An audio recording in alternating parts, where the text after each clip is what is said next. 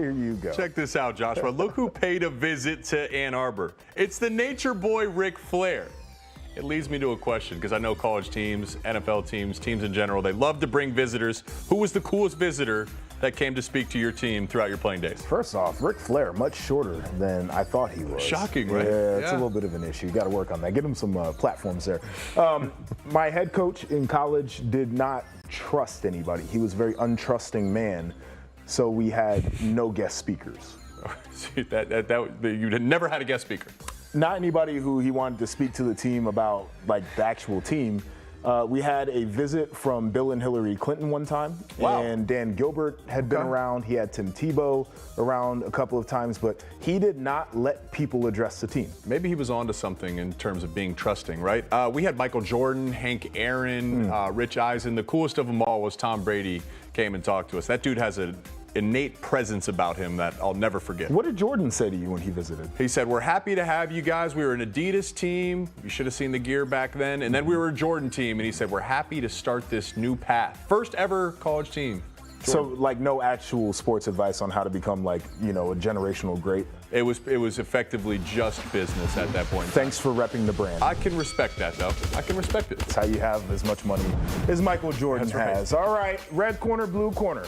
Right here on Stadium, Jake Butt, the Michigan tight end, All-American, Mackey Award winner, and now, of course, gets to vote on that wonderful award for the best tight end in all of America. Big news. Joshua Perry, team captain of Ohio State. Oh, and just so happens to be a national champion. Will his team walk that path again this year? We will find out. Excited to do the show with you, JP. Yeah, they got a big obstacle coming up in a handful of days. We'll get to that. But we want to update you. We've been talking a lot about some of the rumblings around the Big Ten in terms of the alleged sign-stealing scandal at the University of Michigan. And yesterday, there were numerous things that broke. So Big Ten has notified the University of Michigan of a possible upcoming discipline. But the NCAA has also reportedly found that there were no ties between Jim Harbaugh and the sign stealing. That's a big note right there. There are also no reported ties between Ryan Day in this investigation. That was something that was floated around social media late last week. And in a weird side story, the NCAA reportedly joined Central Michigan's investigation into the mystery man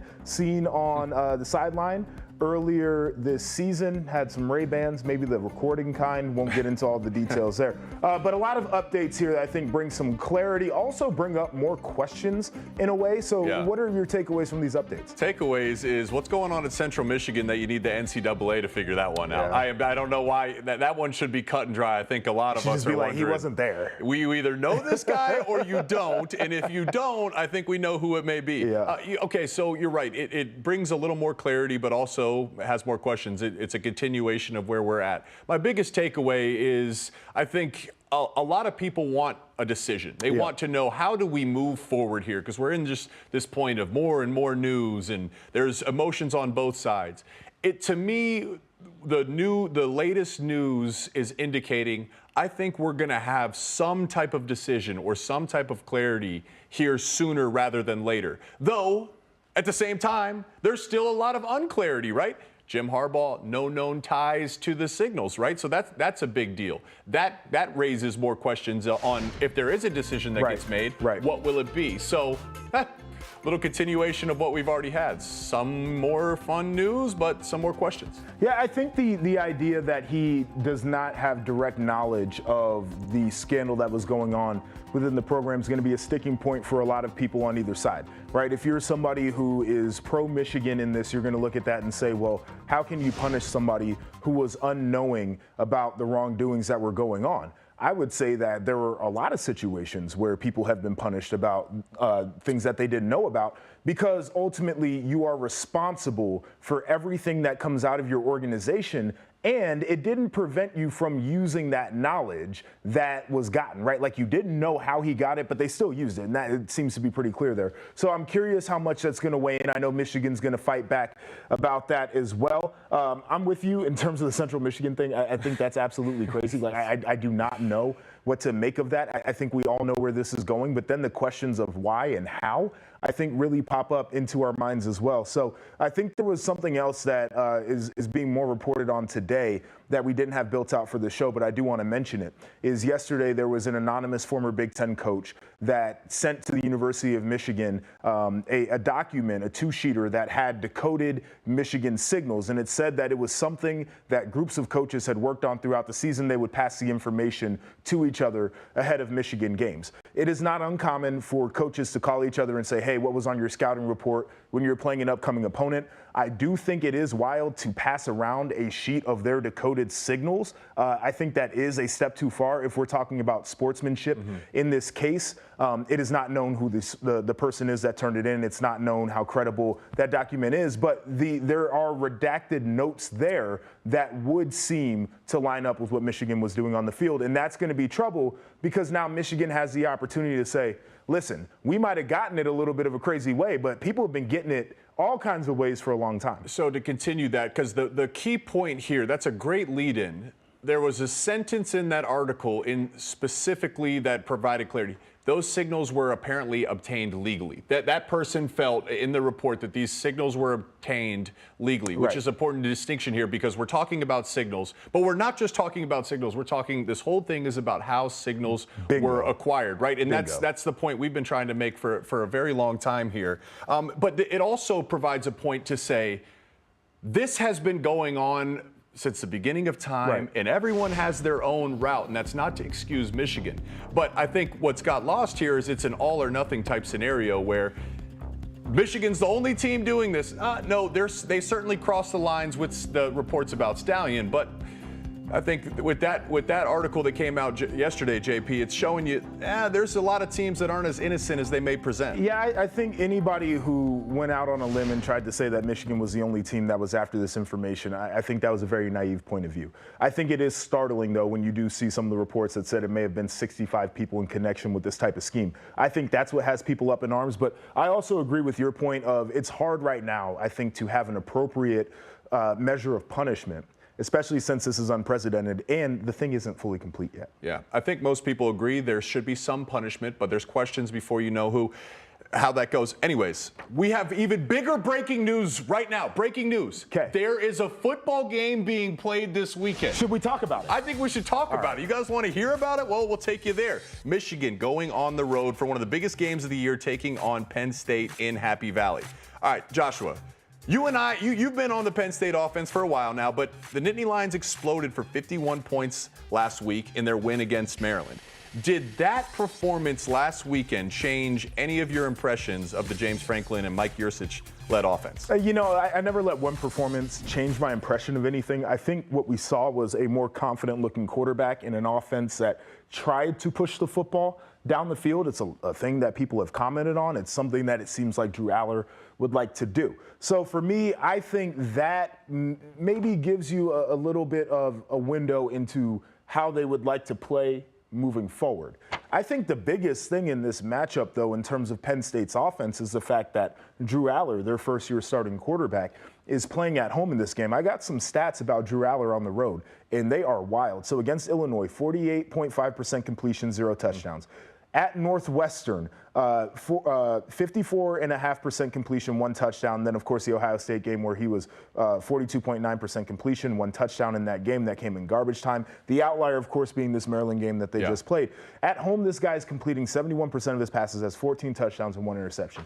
He is a different player when he is at home versus when he is on the road. And so for Penn State, I think that is a notch in your belt. The idea that you're playing at noon, maybe not as favorable as the Happy Valley evening atmosphere, but he should be more comfortable. And it will be Michigan's full job to make sure that they can make him as uncomfortable as possible, as early as possible in that game. The funny thing is, as you mentioned, the difference in the home versus road, I understand Ohio State. A lot of quarterbacks, a lot of offenses are going to struggle against the Buckeye defense, home or away. But it's not like Illinois and Northwestern have been like road beaters. You'd think Penn State, if they have national title aspirations, they would be able to succeed. But that's neither here nor there because they did get some things going last week against Maryland. The key thing I'm looking out for here is the Penn State running game, because if they cannot run the football, they will find themselves in third in very long situations. That favors Jesse Minter and this Michigan defense, where they can get into some of their exotic pressures and their simulated pressures and try to disguise those things for Drew Aller. So as we talked about last week, Katron Allen probably had one of his best games of the season. 15 carries, 95 yards. I'm also looking at Nick Singleton. we're waiting and we're waiting. When is he going to have a breakout game? You know, I know he's capable of it because I saw it last year. I know both of them are capable of it. I will ask that question until they answer it for me. And boy, if you're a Penn State fan, would you like that to be answered this weekend? Yeah, it just feels like it's not going to come against that Michigan front. They have been formidable all season long. We had a comment that was running from Mark Carman I just want to highlight quickly. He talked about potential resolutions, suspensions, etc. But the thing at the bottom, I think, is the most important thing out of this, is how does the college football world change because of this scandal? He said the world will move to headsets, in-helmet communication or wearable technology moving forward. I think that should happen. And quite frankly, I think they should say you can scout in person as long as you don't use electronics. That was a cost-cutting measure. There's a lot of money in college football right now. I think those are big impacts, too. The rules that were broken were written in the 90s, so I completely agree. It's time to revamp. The world has changed, and it's changed fast. All right, coming up, both Maryland and Nebraska are both one win away from bowl eligibility, the magic number 6. But only one of them will get to that magic number this week. Find out who JP and I are picking on the other side of the break. This is Red Corner, Blue Corner.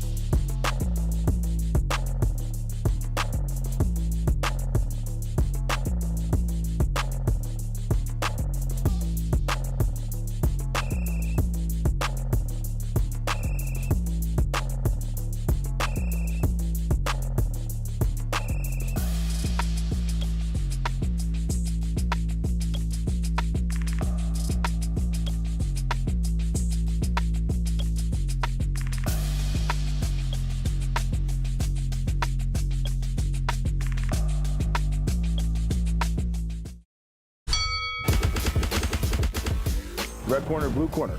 We're back. And guess what? 18 days. Oh, my. 18 days. Wow. 18 days until the game. Oh, man. It's the clock that never stops. It runs year-round. There'll be 60 minutes of glory on the field, and then they'll start it again next year. But I think this one has a little extra juice. I don't know. I just got a hunch. A lot of juice here. All right, but we got some more Big Ten football to talk about this week. Cornhuskers looking to regroup after a bad loss to Michigan State and failing to grab win number 6. It's a position that head coach Matt Rule isn't shying away from. I feel bad for our players so we're sitting at 5-4. We own 5-4. But, we had one game where the team scouted us. We've had 2 games where replay was wrong. I mean, that's tough to swallow. But you know what? That's where we are. We are where we are. A little dig at the Wolverines right there. Did it really sound like Matt Rule was owning 5-4? Well, first off, I must correct him. Every team scouted you this year. Every team scouted you. All right, Mr. Semantics just as you over here. scouted every team. Thank you, Semantics.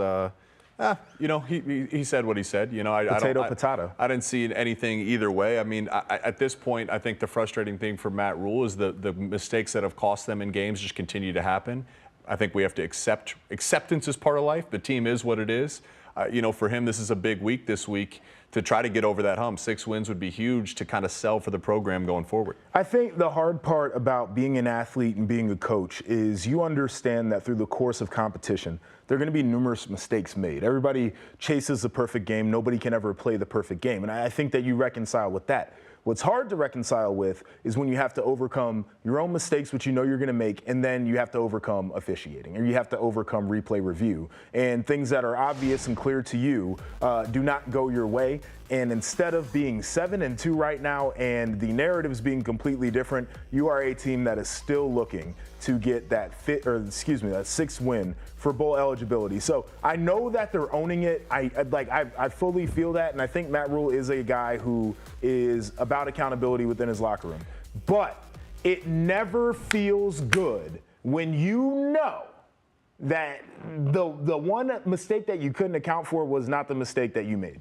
It's the 3 giveaways to 0 giveaway. It is just unbelievably mind-blowing to me, the turnover margin that Nebraska digs, the hole that they dig themselves into every week, and going on now 4 or 5 or 6 years. It is remarkable. This is going to take time. I think you're going to have to prioritize some things in the offseason, though I know he already did. I know I talked to him before a game this year. It is insane. That's going to play a factor in this game this year because Maryland at one point in the season, I think before the Ohio State game, was right towards the top in the FBS in terms of turnover margin and takeaways. All them interceptions. Now, they've slowed down a little bit recently, and maybe that's why they've struggled. Here's one matchup I'm looking at because, quite simply, Maryland wants to pass the ball. They love to pass the ball with Talia in the weapons. Nebraska's got a great defense. Nebraska can hold their own. The weakness of their defense is the pass defense. So I think on early downs, what you're going to have is a Nebraska team that gets Maryland into 3rd and long situations. That's the matchup here, where it's the Tony White blitz package, the exotic blitzes.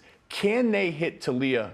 And can they rough him up early? Those hits early in the game give him something to think about so he's less comfortable in the pocket. I think that's got to be the game plan for Nebraska. And if you're Maryland, you have to protect your quarterback who already is beat up, and they have to give him confidence that he can pick the defense apart standing in the pocket. I mean, if you're Maryland, though, and you understand that Nebraska's got one of the statistical best run defenses, even attempt to run the football. And what I mean by that is, can't you design a pass game that is an extension of the run game, get the football out quick, bubbles, screens, slants, things of that nature, to where you can still be on schedule for 2nd downs, and then you can start to take some of your shots down the football field. What I would fully avoid is, oh yeah, we're good enough to run into the teeth of this defense because we know we're not, and then we're going to be in 3rd and 10 situations where our quarterback's going to get hit because he's going to hold on to the football. I just think you might lean more towards that, but you have to run the ball from a time of possession standpoint at this point. You just have time to of emphasize possession. it. I've said this to you before. Most overrated stat in the game. If you're going 3, it is until it isn't. If you're going 3 and out and you take no time off the clock and your defense is on the field, you're going to get it's going to kill you down the stretch of the season. That Nebraska offense is physical. They love to run the football, so you need to be able to give your defense some breaks. All right, we got a comment up here. Joshua, I don't give a damn if another team have our signals. If we have theirs, Stop it on the field. Scoreboard is all that matters. I don't disagree. I don't know why that was directed at me. I've said that numerous times. I think that there is an idea that people are going to have your signals. This is something that has been talked about. The lengths that people go through that may be illegal is what is that question here? You can't run a rogue program. That's what the question is. But the idea that you don't have to execute because you have somebody's information is the wildest thing to me. We used to line it up against teams, and we would be like, we're running power right here. Get your ass in the gap and see if you could stop us. We used to line up and say, we're going over cover 4. We're running Mohawk, middle blitz. Block us. That's how we used to do it. That comment, Lee, it's perfect because it hits on this whole thing's been hijacked. It's not about having someone's signals. It's not about that. Every team has each other's signals. It's about the integrity of the game. How did you acquire the signals based on the rule book? There's a small part of our conversation that actually matters in terms of who gets penalized and how they get penalized. But all of our conversation seems to be leaning out here.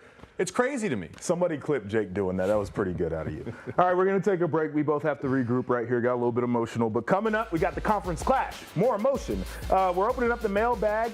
AJ McCarron and T-Bob are here to help us answer your questions. That's next on Stadium.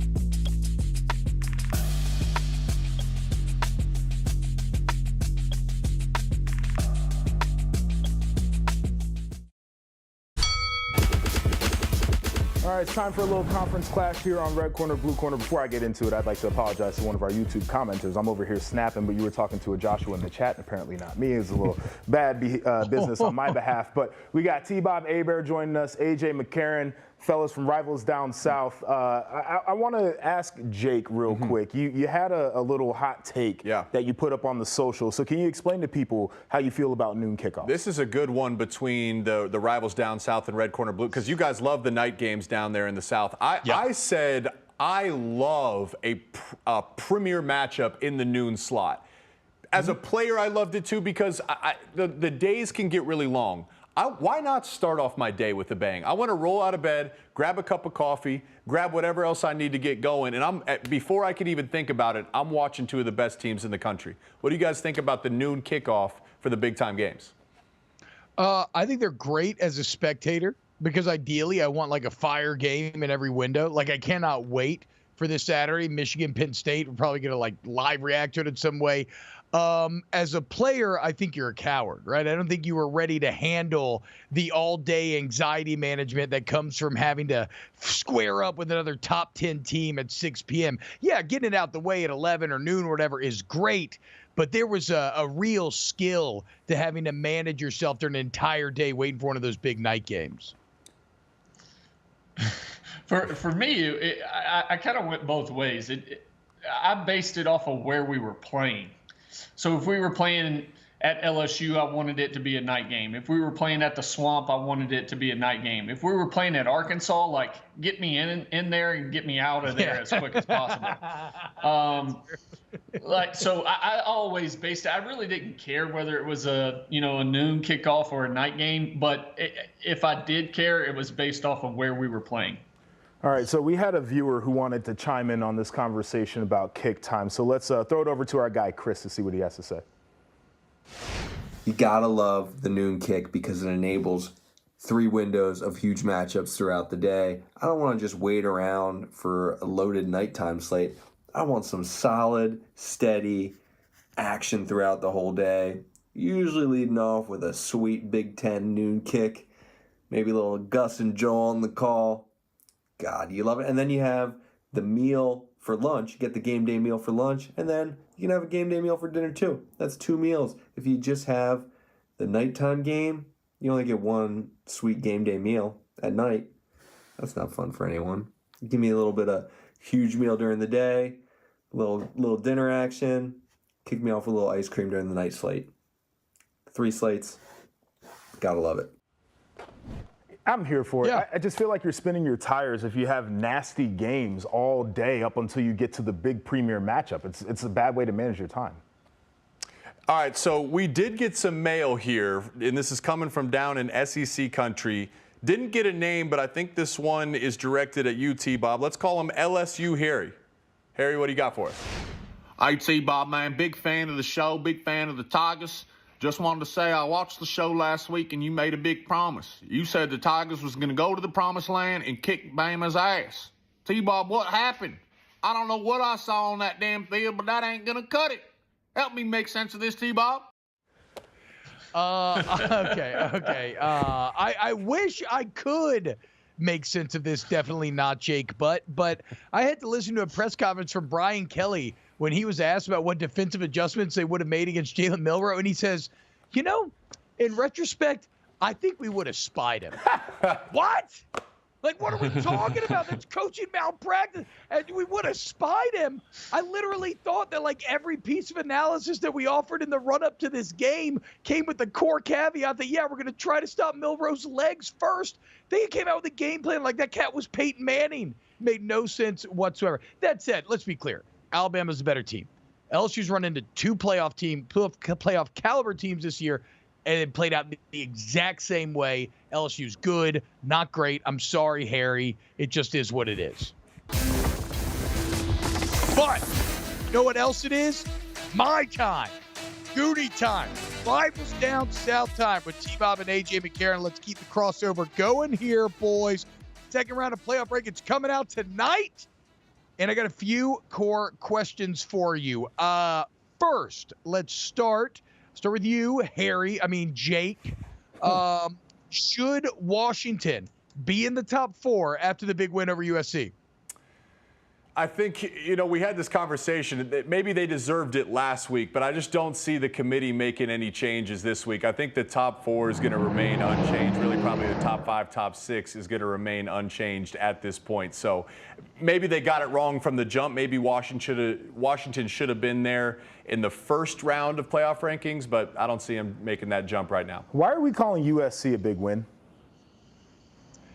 Because they have the defending Heisman winner, and they're not like an awful. They have a great offense. That's why they have a very good offense. That's why we're gonna coordinate Washington after USC fired their defensive coordinator.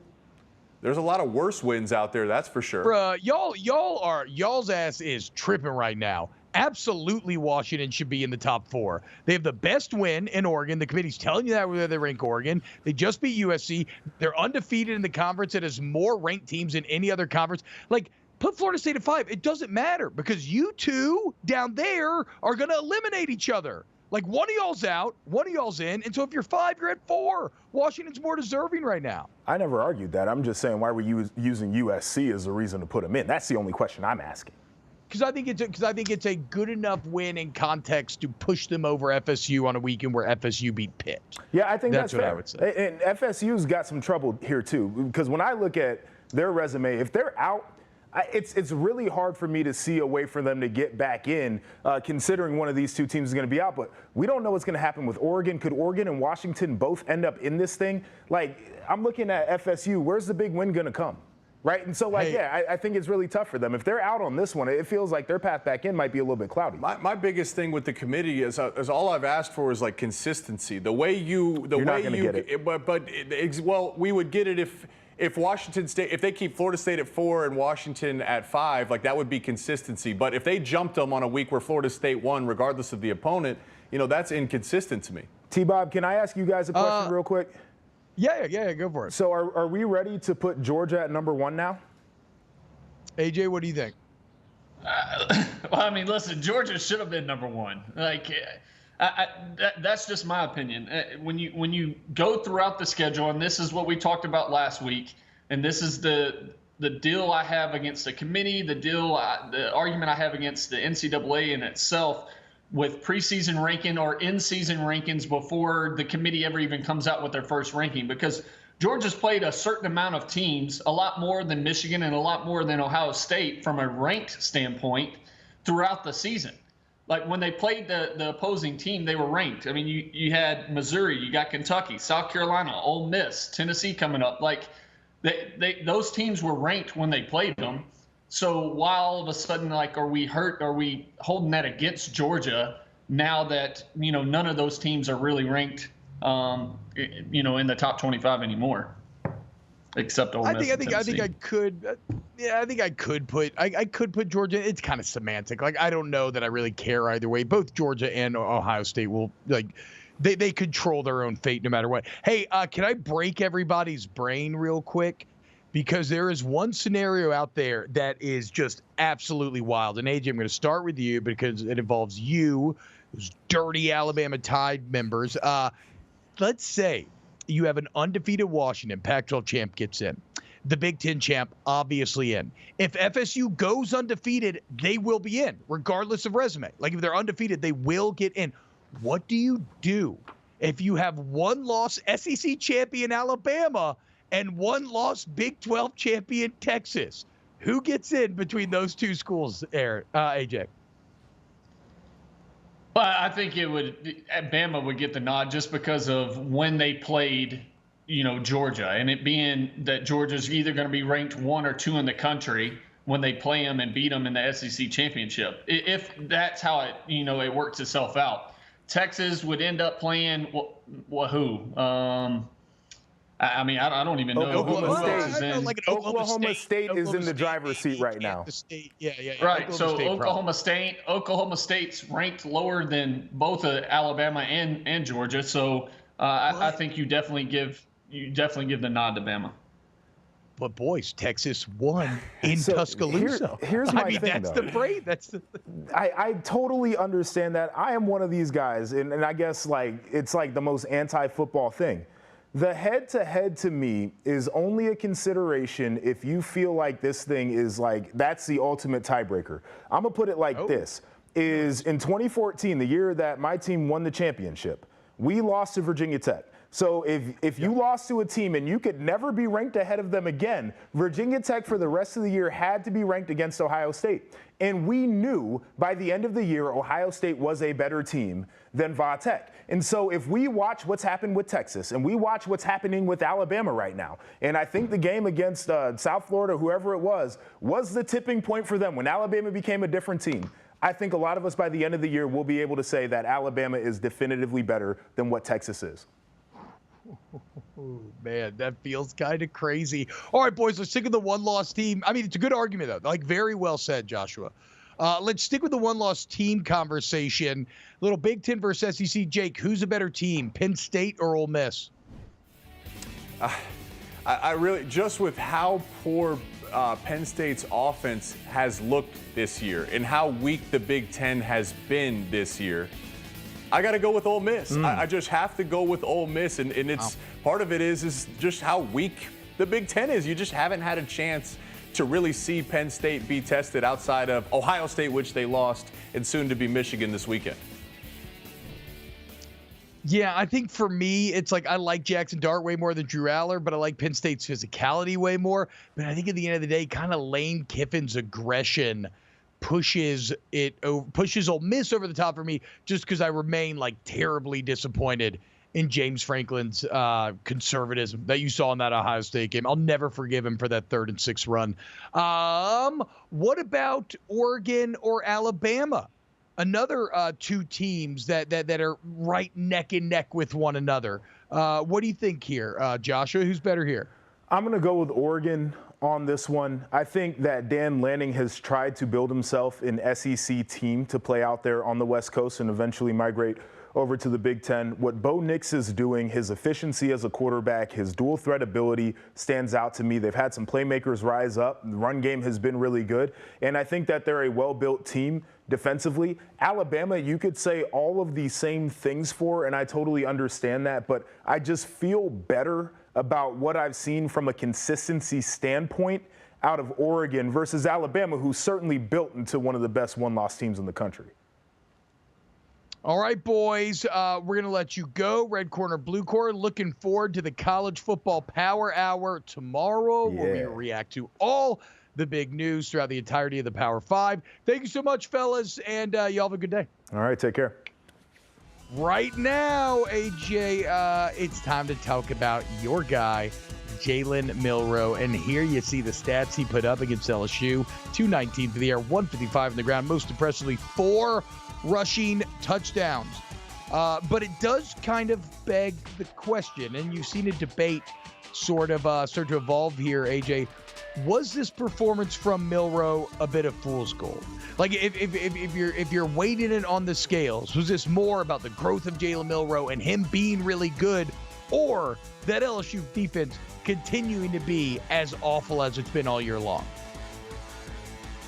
Listen, I mean, I could catch flack for this, but I think it's a combination of both.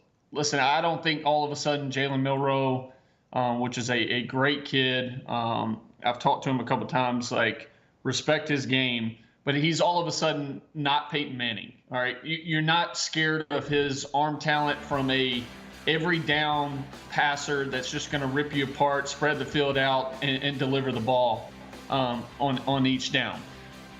I am scared of his rushing ability, which surprised me that LSU and what you mentioned earlier, where Brian Kelly coming out after the game and saying, oh, we should have had a spy on him.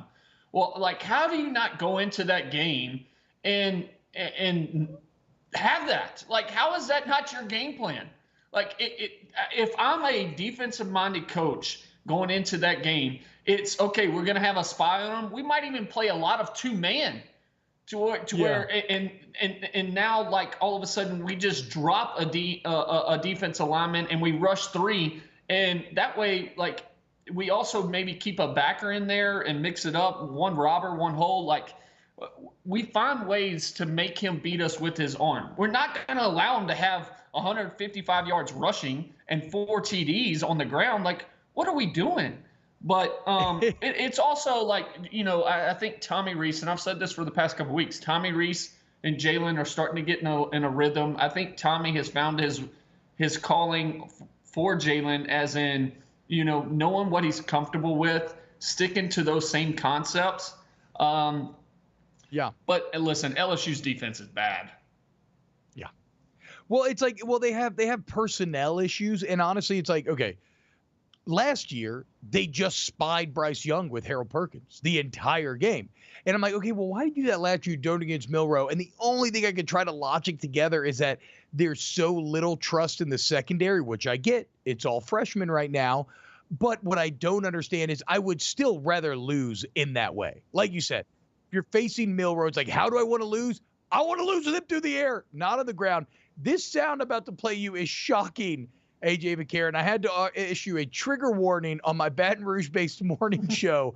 Here is Brian Kelly on the Monday press conference when asked if they would do anything else different defensively.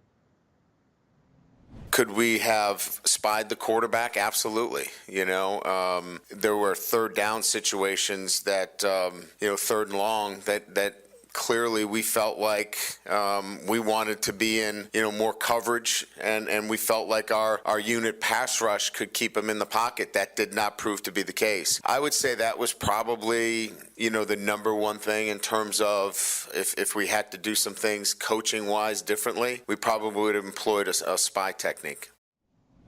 That is mind-boggling and how elementary it is. And the worst part is, AJ, when you watch the film, the first third down, they looped Harold Perkins from the outside into the middle, and he was a spy.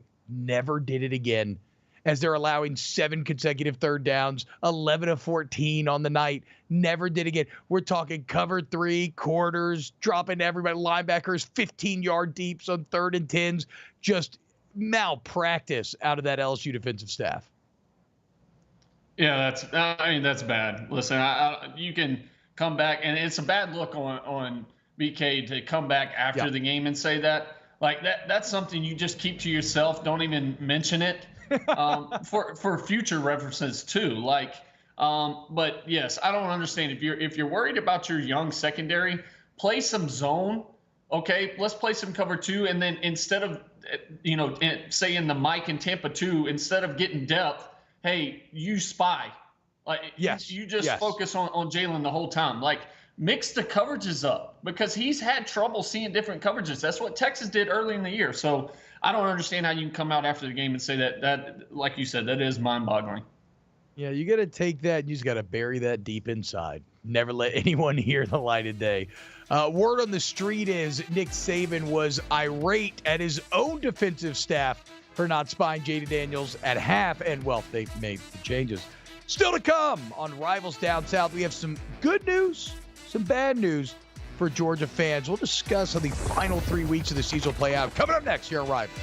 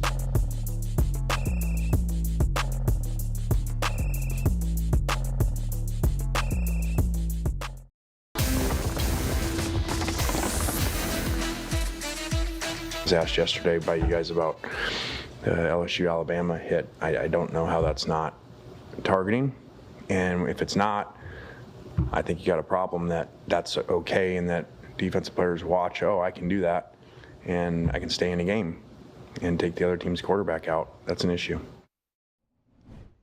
Ooh, Lane Kiffin mincing no words, very clear about how he felt about the Dallas tournament. I've talked about this hit a ton. I am very intrigued to get your read on this, AJ. What did you think? Was Dallas Turner's hit targeted? Well, listen, I'm going to catch some flack for this. 1,000%. And I'm as Bama as you can get, okay? But I watching that play, as soon as it happened, I said out loud, like, oh, he's gone. He is out of the game. Whether Jayden Daniels is hurt or not, like, Dallas Turner is gone. And then they didn't even go to review for it. Like, no. That's the most shocking thing. But listen, it is a shot to the chin. Like, as a quarterback, and I'm always going to look out for the quarterbacks, but like a shot to the chin like that, especially when you're throwing and you're fully exposed, like, that is the number one deal for roughing the passer and targeting. Like, especially when he gets hit with the crown of his helmet. So I was mind blown, like, watching that game and seeing that Dallas Turner was able to stay in the game. I hate it for Jayden Daniels to, go out that way, because I do think if he's able to stay in the game's a lot closer, for sure, just as how well, he was playing and the camaraderie he has with his receivers. You could tell, like, Garrett probably didn't get many reps and doesn't have that same connection with the receivers, but I'm mind blown. Still to this day, I don't know how that's not targeting. So, okay, so it's interesting, right? It's funny because we actually, I'm currently being farmed by a bunch of Alabama outfits because I'm kind of on the side of, now I haven't gotten into the targeting debate, right? If you want to get into targeting, not targeting, that is a discussion that there's a lot of nuance there, and you can argue, or at least in some people's opinion. I've been more approaching it from, was it a dirty hit, right? Because I think things can be illegal, but the intent's not dirty.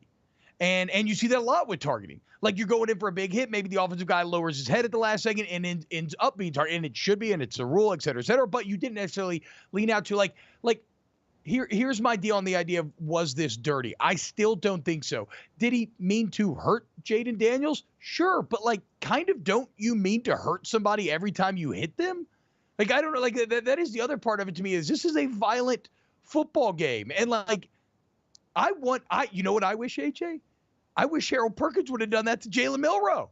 I would have loved if Perk had the opportunity to do that. So again, targeting, not targeting, yes, sure.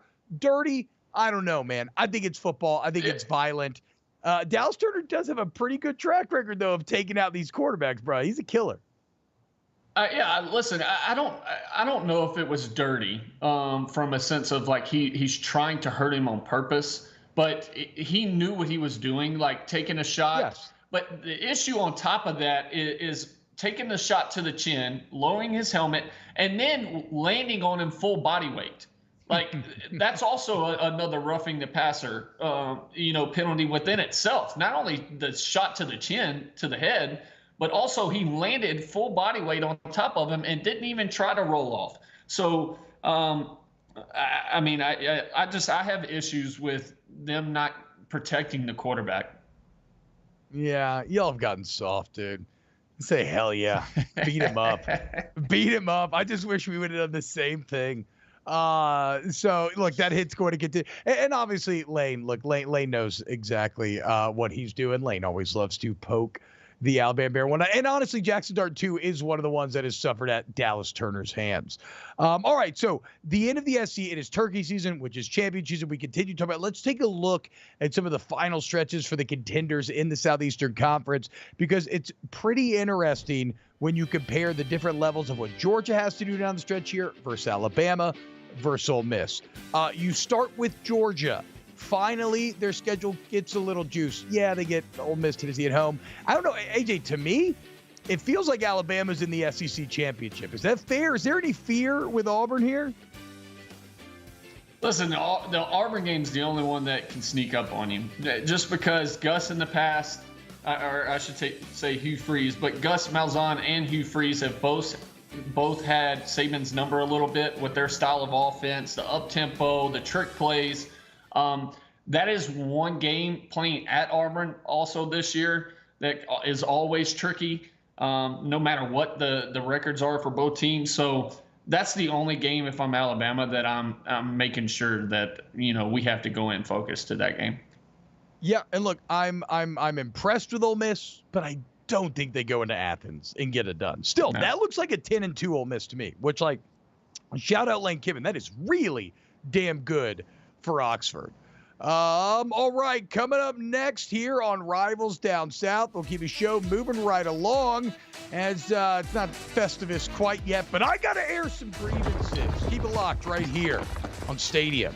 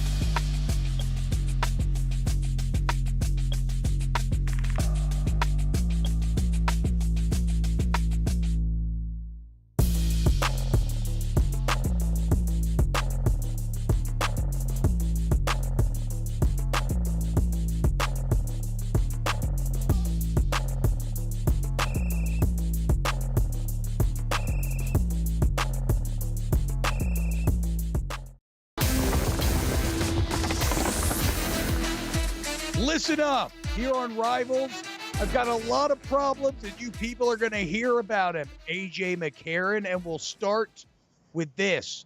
I feel I have it on good authority. I am almost positive that Alabama stole LSU signals Saturday. And in fact, I'm going to go so far as say you used to steal Les Miles signals as well back in that 2011 national championship. How long have you been cheating? Is this where Jim Harbaugh learned it all from, AJ? I mean, maybe, but 2011 wasn't that hard. Triple option right, triple option left. We were 50-50 on guessing, so hell, we had to be right sometimes. I guess, okay. Harsh but true. Okay, well, how about this? I think that should have been a horse collar on Jaden Daniels. How in the world is that not a horse collar on that play? Listen, I'm still stuck on the whole targeting. I'm so mind boggled on that. I can't get to any other plays in that game. And I know I'm going to catch some flack from Bama fans for that, but it's still true. Well, how about this, AJ? Because my mentions have been obviously just a complete dumpster fire all weekend long. All these Alabama fans trying to lord it over me, beating LSU. Like, I thought y'all measured yourself in championships. Like, are you really that happy about beating a 6-3 football team? Like it makes your year to beat a team that lost Ole Miss? Like, how far have y'all fallen that beating a 6-3 football team suddenly means that you're good? That's all. How about this? How about you go beat Georgia? You know what? Go do that. That's me how you can prove yourself.